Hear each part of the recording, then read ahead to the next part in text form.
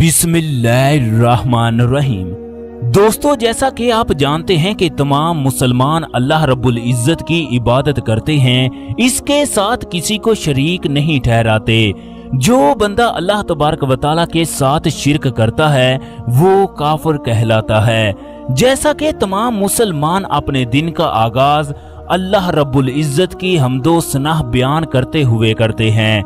इस काम की वजह से अल्लाह रब्बुल इज्जत भी खुश हो जाता है और बंदे के तमाम कामों में बरकत आ जाती है। आज की इस वीडियो में हम आपको अल्लाह तबारक व तआला के एक ऐसे मोजज़े के बारे में बताएंगे जिसने पूरी दुनिया को हैरान कर दिया। मस्जिद में नमाज पढ़ने वाले नमाजी भी इस मोजज़े से हैरान हो गए। जी हाँ दोस्तों, मदीना मुनव्वरा की एक मस्जिद में फजर की नमाज पढ़ाते हुए एक इमाम साहब इसी जगह फौत हो गया। मदीना के लोगों का कहना था कि जब वो सुबह सवेरे नमाज पढ़ने के लिए मस्जिद में दाखिल हुए तो इन्होंने देखा कि आज बहुत ज्यादा रश था। मस्जिद के इमाम साहब की आवाज में इतनी ताकत थी, जब वो अजान देते तो लोग सारे काम काज छोड़कर नमाज की तरफ आ जाते। इमाम साहब निहायत ही परहेजगार और इबादत गुजार बंदे थे। इनकी उम्र तकरीबन 60 से 65 साल के दरमियान की होगी, लेकिन आज तक किसी बंदे ने भी इन्हें ज्यादा देर तक किसी शख्स से बात करते हुए नहीं देखा। वो बस अपने घर से मस्जिद तक और मस्जिद से घर तक आते जाते थे। रास्ते में किसी के पास भी खड़े नहीं होते और इनका शुमार मदीने के बड़े बड़े उलमा इकराम में होता था। मस्जिद के आसपास के लोगों का कहना था जब इमाम साहब फजर की नमाज से कबल तहज्जुद पढ़ते तो इनकी रोने की आवाजें आती। वो रो रो कर दुआएं करते, ऐ मेरे रब मुझे माफ कर दे, मेरे गुनाहों की बख्शिश फरमा, अगर तूने मुझे माफ ना किया तो मैं तबाहो बर्बाद हो जाऊंगा। लोगों को इमाम साहब की बातें सुनकर बहुत ताज्जुब होता कि इमाम साहब तो बहुत परहेजगार बंदे हैं, इन्होंने कभी भी किसी को तकलीफ नहीं दी, ये तो हर वक्त जिक्र इलाही में मसरूफ रहते। लेकिन फिर भी इन्होंने ऐसा क्या काम किया है कि ये रो रो कर अल्लाह रब्बुल इज्जत से बख्शिश की दुआ मांगते हैं। वक्त यूं गुजरता गया। कुछ दिनों के बाद एक नौजवान इमाम साहब के पास आया और दरियाफत करने लगा, ऐ इमाम साहब, आप इतने परहेजगार और इबादत गुजार बंदे हैं, लेकिन फिर भी आप सुबह सवेरे इतनी जोर से रोते हैं। आप जब भी अजान देते हैं तो आपकी आवाज में इतनी नमी क्यों होती है?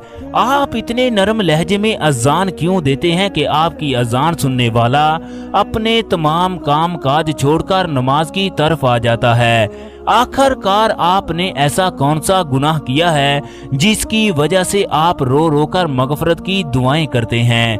लेकिन इमाम साहब ने असल वजह ना बताई और कहा, ऐ बेटे, ये अल्लाह का कलाम है, हर सुनने वाले के दिल में घर कर लेता है। वो बंदा खुद ब खुद अल्लाह तबारक व तआला की इबादत की तरफ राग़िब हो जाता है। लेकिन वो नौजवान बहुत हैरान हुआ। उस नौजवान का कहना था कि मैं मस्जिद के साथ ही रहता हूँ, मैं अपने बचपन से देखता हूँ ये इमाम साहब ही मस्जिद में इमामत करवाते हैं और अजान देते हैं, लेकिन मैंने आज तक इन्हें कोई गलत काम करते हुए नहीं देखा जिसकी वो माफी मांगते हैं, बल्कि ये तो लोगों को नेकी की राह पर लगाते हैं और खुद भी नेक काम करते हैं। इमाम साहब नमाज के बाद जब दुआ करते तो इनकी आंखों से ज़ारो कतार आंसू निकलते। वो रो रो कर बस एक ही बात को दोहराते कि ऐ मेरे अल्लाह, मैं बहुत गुनाहगार बंदा हूँ, मेरे लिए मौत को आसान बना दे, अपने इस बंदे के लिए आसानियाँ पैदा फरमा दे। इस नौजवान ने फिर इमाम साहब से पूछा, आप इतना क्यों रोते हैं? आपने तो कभी भी गुनाह नहीं किया। लेकिन इमाम साहब ने फिर भी कुछ नहीं कहा और ना ही किसी बंदे ने इमाम साहब के किसी रिश्तेदार या फिर इसके घर वालों को इनके साथ देखा। वो सिर्फ अकेले ही रहते, कोई इंसान ये नहीं जानता था इनका खानदान कौन सा है, वो कहाँ रहता है। लेकिन इसके अलावा एक बात ने लोगों को बहुत हैरान कर दिया। लोगों का कहना है कि एक दिन जब हम फजर की नमाज अदा करने के लिए मस्जिद में गए तो इमाम साहब को बहुत फिक्रमंद पाया। उनके चेहरे पर बार बार पसीना आ रहा था, वो इंतहाई नागवार महसूस कर रहे थे। बहुत सारे लोगों ने बोला, इमाम साहब आज आपकी तबीयत कुछ नागवार सी महसूस हो रही है, आज आप आराम कर लें, इमामत कोई दूसरा बंदा करवा लेगा। लेकिन इमाम साहब ने मना कर दिया और कहा, इमामत तो मैं ही करवाऊंगा, मैं इस दिन का बहुत बेसब्री से इंतजार कर रहा था। लिहाजा इन्होंने जमात करवाना शुरू कर दी। जब इन्होंने कुरान मजीद पढ़ना शुरू किया तो पढ़ते पढ़ते अचानक खामोश हो गए और एक दूसरे सेकंड के बाद रुकू किए बगैर सजदे में गिर पड़े। हम साहब बहुत परेशान हुए, आज तक इमाम साहब ने ऐसा नहीं किया, आज इन्हें क्या हो गया है? वो सजदे से ना उठे।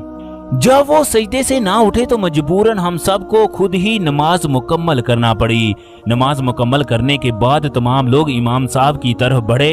इन्होंने देखा कि इमाम साहब की रूह इनके जिस्म से परवाज कर चुकी है। जब लोगों ने इमाम साहब को सीधा किया तो वो मुस्कुरा रहे थे।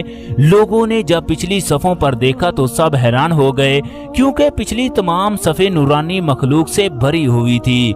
लोगों को एक मर्तबा तो यकीन नहीं हुआ कि शायद जो इन्होंने देखा है वो इनकी आंखों का धोखा हो सकता है। लेकिन ये बिल्कुल वहम ना था। मस्जिद में हर तरफ नूर ही नूर था। पूरी मस्जिद फरिश्तों के नूर से चमक उठी।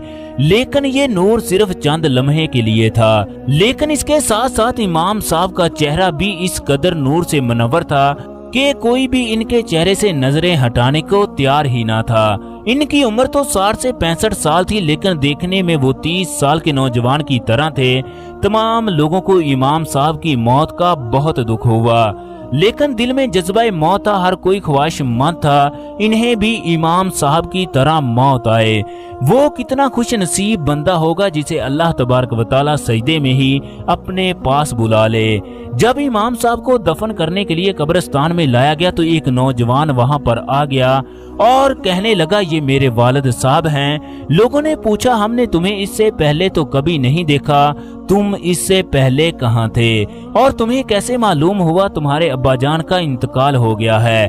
उसने जवाब दिया, एक रात मेरे अब्बाजान मेरे ख्वाब में आए और कहने लगे, ऐ मेरे बेटे, मैं अपनी जिंदगी मुकम्मल कर रहा हूँ और इस दुनिया से रुखसत हो रहा हूँ, तुम मेरे जनाजे पर आ जाना।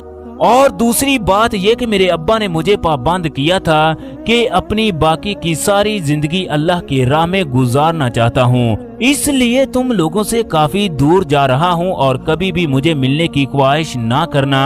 इसलिए आज तक हमारे खानदान के बारे में कोई नहीं जानता।